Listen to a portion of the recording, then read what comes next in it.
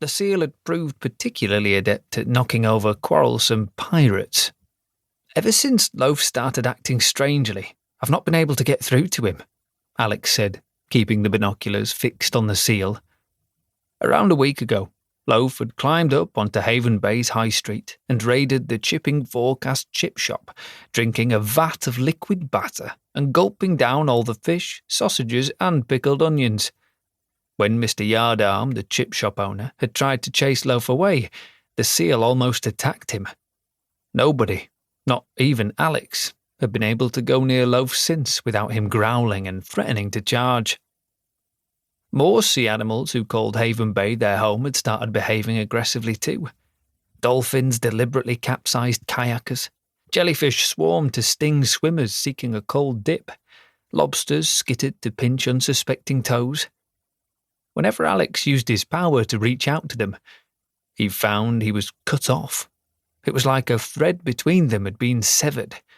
It was a peculiarly lonely feeling, as if pieces of him were missing. A push from inside Alex's jacket was too insistent to ignore. Reluctantly, he opened the zip. Octopus arms squirmed out and a splotchy blue body heaved onto his shoulder. Kraken lifted her orb-like eyes to relish the patter of cold rain. "Don't go anywhere near the water," Alex told her, for probably the millionth time that week. "It isn't safe." It was still only a gut feeling, but Alex was increasingly sure that something rotten had contaminated the ocean. This time it wasn't litter or chemicals clogging the waves of Haven Bay. It was something that only affected the animals. Any creature who hadn't recently gone into the water, like Kraken, who lived in a special tank in Alex's bedroom, was still behaving normally. When Alex called on his sea magic, it seemed to snag on whatever was out there, just never long enough for him to identify it. And it couldn't be a coincidence that this was happening at the same time as 2 boats of fishermen had mysteriously disappeared. The water dragon and its newly hatched baby still hadn't returned from their tour of the world's oceans. That left it up to Alex and his friends to find out exactly what was going on. "Right." Zoe swiped rain from her face. "We lure Loaf closer with the battered sausages and snap. He springs the trap." The only sign of the trap now was a slight dip in the hard-packed sand. "How does it work?" Alex asked. "It's based on weaver fish," Zoe puffed up proudly. "They bury themselves in sand and sting anything that stumbles over them. As soon as Loaf puts pressure on the trap, a net will burst out and wrap him up tight." "My cousin was stung by a weaverfish once," Annel said. "It made him vomit and faint at the same time." Alex winced. "You're sure the trap won't hurt Loaf?" "I've never been more certain of anything in my life." "You say that about literally everything you do." Zoe grinned winningly. "Because everything I do is brilliant."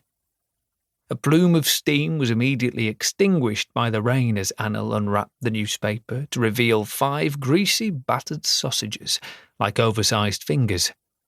Alex and Zoe eyed them hungrily, the delicious smell briefly banishing the chill of the wind. It fell to Annel, a lifelong vegetarian, to snap them out of it by lifting a thumb and forefinger to his lips and blowing a high-pitched whistle. A seagull descended from the brooding sky, white wings beating against the wind. The bird aimed to land on Annel's shoulder before a sharp gust blew him flapping into the side of the boy's face.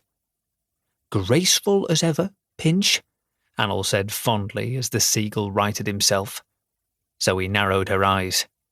"Are we sure we want to trust that bird with a mouthful of battered sausages?" After Annel had lovingly nursed the injured seagull back to health, Pinch had repaid him in snacks pilfered from innocent tourists.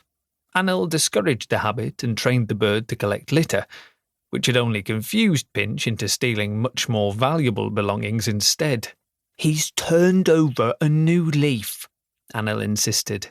"Now I've trained him to return people's lost property to them." Although no doubt an admirable ambition, the seagull had a hard time distinguishing between what was lost and what was no longer wanted.